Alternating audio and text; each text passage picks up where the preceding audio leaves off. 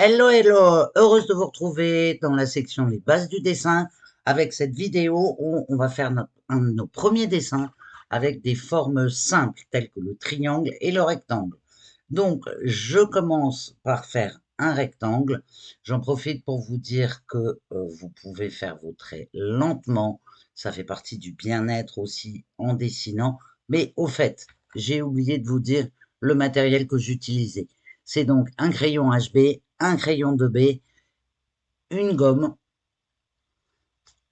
et c'est parti. J'ai commencé donc par faire mon triangle. J'y pose, alors, est-ce que c'est un rectangle, est-ce que c'est un parallélépipède? Bref, c'est une forme géométrique toute simple. Comme je vous le disais, faire des traits lentement, ça permet de vous reconnecter à vous-même, de réfléchir à ce que vous avez dessiné et de prendre confiance en vous et en votre trait. Donc ne vous inquiétez pas au départ si vous dessinez très lentement. Le principal, c'est que vous vous sentiez bien. J'appose un deuxième rectangle. Ça y est, ma maison est faite.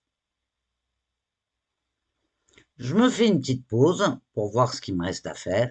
Et là, et c'est un principe dans les bases du dessin, on commence par faire la forme générale et ensuite on fait les détails. Donc moi, je vais faire la gouttière, la forme du toit parce que j'ai choisi de faire cette cabane comme si c'était une cabane en bois, donc avec des lattes de bois. Le bois est une matière qui bouge, hein, donc c'est pas des formes uniformes. Et puis là, moi, j'ai choisi que ma cabane, elle était un petit peu abîmée par le temps. Donc, pour dessiner les lattes de bois, je fais des parallèles par rapport au triangle.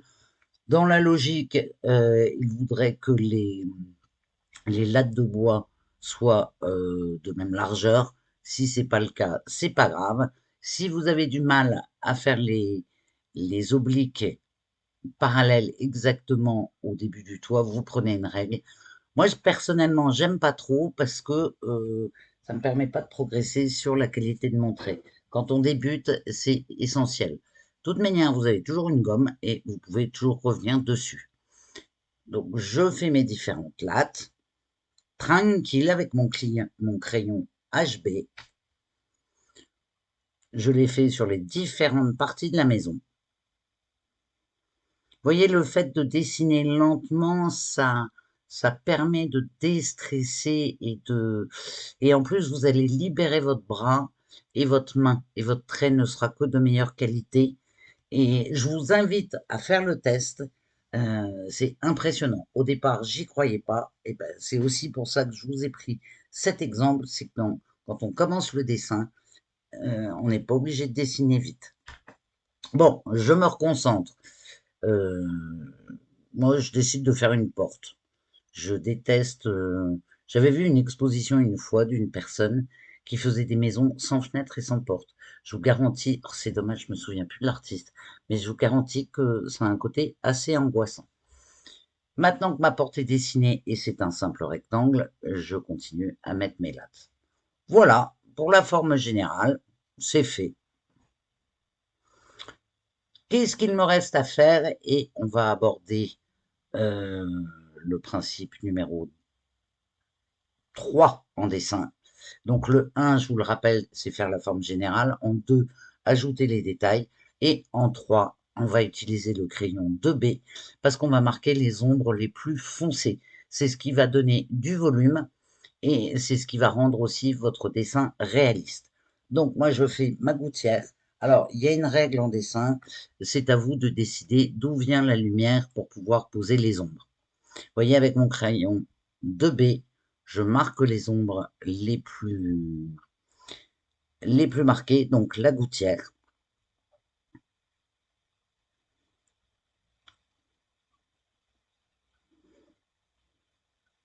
Le toit pour bien marquer euh, et pour qu'on voit bien que c'est un toit. Et puis comme j'ai décidé que c'était une vieille cabane, bah, je vais transformer mon toit. Là, il a un petit trou dans la toiture. Et ben, ça va lui donner un côté sympa et un peu plus vivant. Vous voyez la différence entre le parti où il y a des ombres et la partie où il n'y a pas d'ombre? Ça donne tout de suite de la profondeur, du volume et ça rend votre dessin plus réaliste. Donc après, vous pouvez faire le toit uniforme si vous le voulez. Moi, je trouve que comme le bois est une matière qui bouge, je suis sûr qu'il s'est passé plein d'aventures dans ma cabane.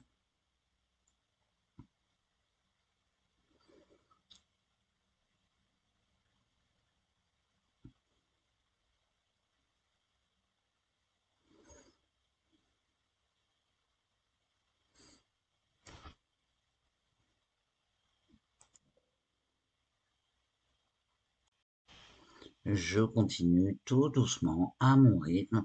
Vous avez remarqué, à un moment, je me suis tue parce que ça y est, j'étais rentré dans ma bulle. Et c'est ça que ça procure comme moment, le dessin. Et ça, c'est quand même assez génial. Donc, je délimite bien toutes les parties. Voilà. On va pouvoir vérifier que tout va bien. Pour beaucoup de débutants, enlever les traits qui ne servent plus, c'est important, donc je les ai gommés pour vous mettre à l'aise.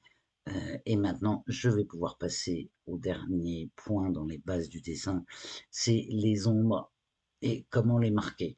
Donc tout ce qui est en dessous de la gouttière est beaucoup plus foncé. En plus, le bois est une matière vivante, donc c'est jamais une couleur uniforme. Pour cela, je fais des petites hachures. Alors, au départ, je vous invite à faire des hachures au crayon HB sans trop appuyer. De cette manière, si vous en mettez trop, si ça vous convient pas, c'est plus facile à effacer.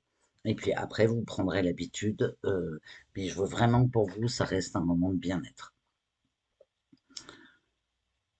Toute la partie qui est sous la gouttière, bien évidemment, c'est à l'ombre par rapport à la maison, mais ça, c'est de l'observation. Et j'en mets un petit peu partout.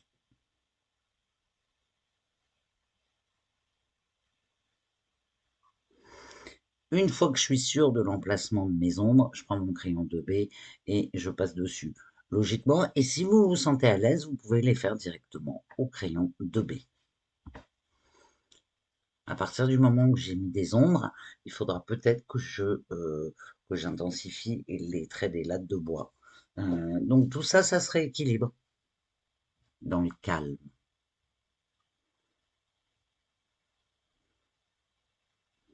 Bon, je vais quand même faire les ombres de ma poignée.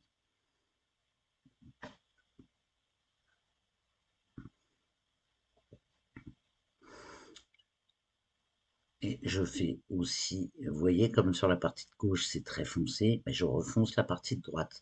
Je suis pas obligé de faire des traits uniformes, parce que le bois, c'est pas uniforme. Euh, et j'accentue au fur et à mesure.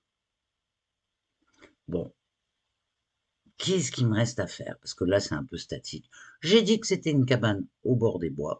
Eh ben, je vais y ajouter tout simplement des arbustes de chaque côté. Donc, c'est pas l'objet de cette vidéo, mais je vous montre pour que vous alliez jusqu'au bout de ce dessin vivant.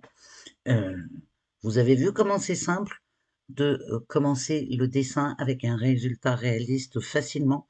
Dans la formation, les bases du dessin, on va beaucoup plus loin. On apprend à rendre des effets de texture autres que le bois. On apprend à faire des arbres et de la végétation. On va beaucoup plus loin dans l'ombre, la lumière.